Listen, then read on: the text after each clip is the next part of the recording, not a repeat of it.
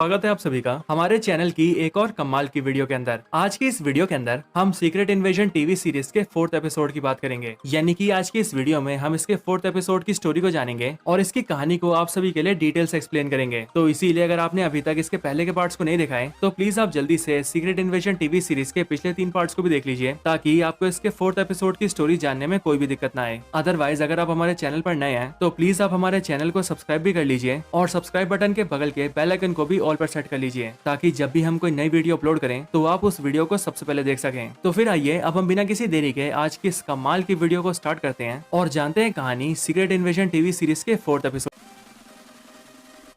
तो इस एपिसोड की स्टार्टिंग ठीक उसी जगह से होती है जहां पर एपिसोड 3 खत्म हुआ था। और एपिसोड 3 की एंडिंग के अंदर हमने देखा था कि जब गाया स्कल बेस से भाग रही होती है तभी ग्रेविक उसके सामने आकर उससे गोली मार देता है, जिससे कि गाया की मौत हो जाती है। लेकिन इसी एपिसोड की स्टार्टिंग में हमें पता लगता है कि अभी से काफी टाइम पहले गाया ने अपने ऊपर भी सुपर स्कल का एक्सपेरिमेंट कर लिया था और इसीलिए गाया भी अब सुपर स्कल थी, जिसका मतलब आम बुलेट से गाया की मौत नहीं हो सकती है। और इसी वजह से गाया की बॉडी के अंदर से बुलेट निकल जाती है और वो एक बार फिर से अपने नॉर्मल फॉर्म में आ जाती है, यानी कि गाया बिल्कुल ठीक हो जाती है। फिर इसके ठीक बाद ही मार्वल का क्लासिक इंट्रो आता है और जैसे इंट्रो खत्म होता है वैसे कहानी स्टार्ट होती है साल 2012 से। साल 2012 पेरिस सिटी, ये वही टाइम होता है जिस टाइम पर द एवेंजर्स के इवेंट हुए थे। और यहाँ पर हम ये देखते हैं कि निक फ्यूरी अपनी वाइफ के साथ पेरिस के कैफे में बैठा होता है और यहाँ पर निक फ्यूरी की वाइफ निक फ्यूरी से एवेंजर्स के बारे में बातें कर रही होती है और वो निक फ्यूरी से पूछती होती है कि क्या एवेंजर्स को एक साथ लाने और दुनिया को बचाने में उसी का हाथ है। और इन्हीं सारी बातों को लेकर ये दोनों डिस्कशन कर रहे होते हैं। लेकिन फिर इसके ठीक बाद कहानी प्रेजेंट में आ जाती है, जहाँ पर हम ये देखते हैं कि निक फ्यूरी की वाइफ रोडी के साथ बैठी होती है और इस मीटिंग के अंदर कर्नल जेम्स रोड्स यानी कि रोडी निक फ्यूरी की वाइफ से कहता है कि अब निक फ्यूरी हमारे लिए खतरा बनता जा रहा है और इसीलिए अब तुम्हें निक फ्यूरी को मारना होगा। लेकिन हाँ, मेरी एक बात को याद रखना, अगर तुम निक फ्यूरी को नहीं मार पाई तो फिर तुम्हारी जान चली जाएगी। इसीलिए अगर तुम्हें अपनी जान बचानी है तो तुम्हें निक फ्यूरी को मारना होगा। लेकिन यही हमें ये भी पता लगता है कि रोडी और निक फ्यूरी की वाइफ की सारी बातें निक फ्यूरी कहीं दूर बैठकर सुन रहा होता है और वो इसीलिए क्योंकि निक फ्यूरी ने अपनी वाइफ के फोन के अंदर एक माइक्रोफोन लगा दिया होता है, जिस वजह से निक फ्यूरी की वाइफ रोडी के साथ जो भी बातचीत कर रही होती है वो सारी बातें निक फ्यूरी सुन रहा होता है और इसीलिए निक फ्यूरी को पता लग जाता है कि उसकी वाइफ उसे जान से मारना चाहती है। इसके अगले सीन के अंदर हम ग्रेविक को देखते हैं जो कि अपनी टीम के कई सारे स्कल्स के साथ मिलकर एक बड़े मिशन की प्लानिंग कर रहा होता है। यहीं पर ग्रेविक का एक साथी ग्रेविक से पूछता है कि आखिरकार गाया कहाँ है, क्योंकि उसने काफी टाइम से उसे देखा ही नहीं है। इस सवाल का जवाब देते हुए ग्रेविक उसे बताता है कि गाया हमारे बीच की गद्दार थी और वो हमारी सारी खबर दूसरी टीम को देती थी, यानी कि निक फ्यूरी को और टेलोस को, और इसीलिए मैंने उसे जान से मार दिया है। इसके बाद ही हमें ये भी पता लगता है कि ग्रेविक अपनी स्कल टीम के साथ मिलकर यूनाइटेड स्टेट्स ऑफ अमेरिका के प्रेसिडेंट के ऊपर हमला करना चाहता है और वो अपने साथियों से ये भी कहता है कि यूएस के प्रेसिडेंट के ऊपर किया हुआ हमला कुछ इस प्रकार होना चाहिए कि उसे देखकर ऐसा लगे कि ये पूरा अटैक यूएस के ऊपर रशिया ने किया है, ताकि उससे यूएस और रशिया के बीच फाइट स्टार्ट हो जाए और फिर पूरी दुनिया में वर्ल्ड वॉर 3 छिड़ जाए, जिससे कि हम अपने मिशन को अंजाम दे सकें।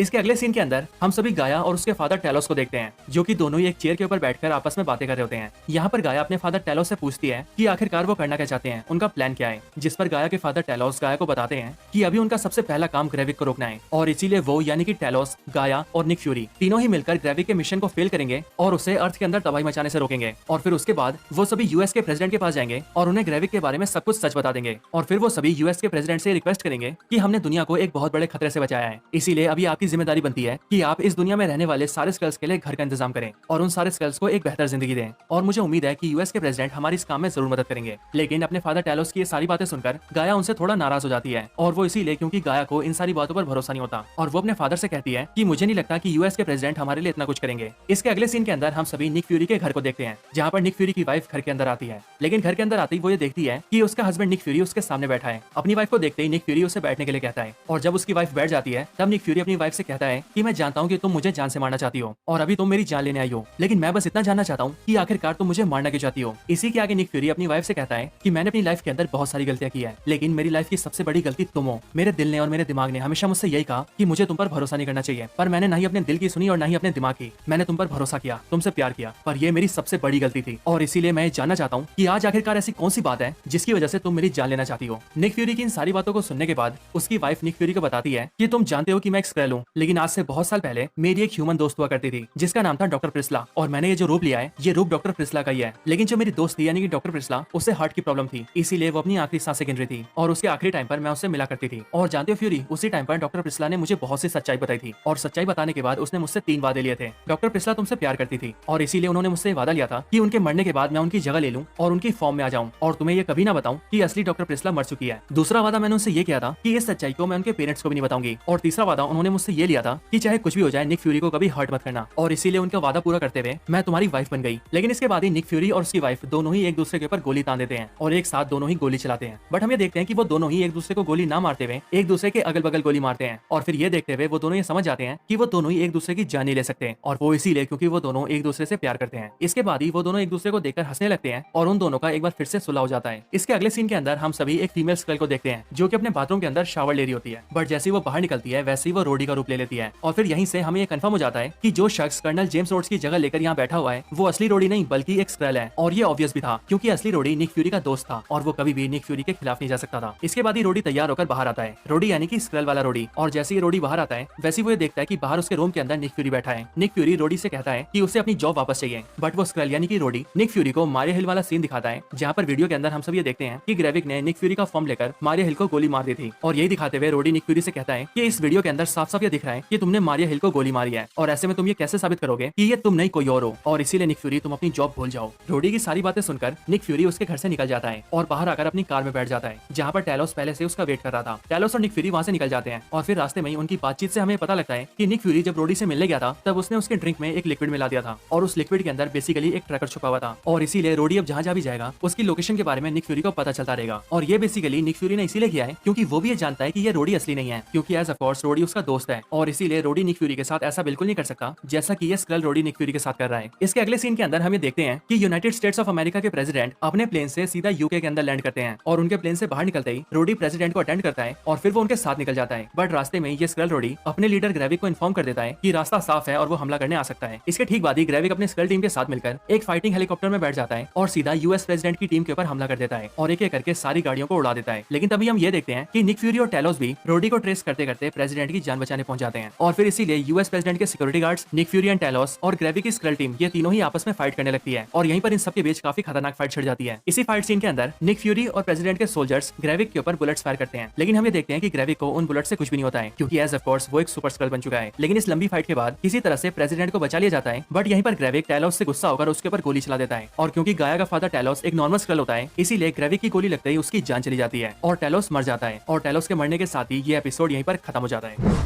तो दोस्तों यही थी video secret invasion TV series के 4th एपिसोड के ऊपर। अगर आप सभी ने इस एपिसोड को पूरा देखा है तो आप मुझे कमेंट्स में ये जरूर बताइए कि आप सभी को ये एपिसोड कैसा लगा, और इसके साथ ही आप सभी इसके अगले एपिसोड के लिए कितना एक्साइटेड हैं ये भी आप मुझे कमेंट्स में बता सकते हैं।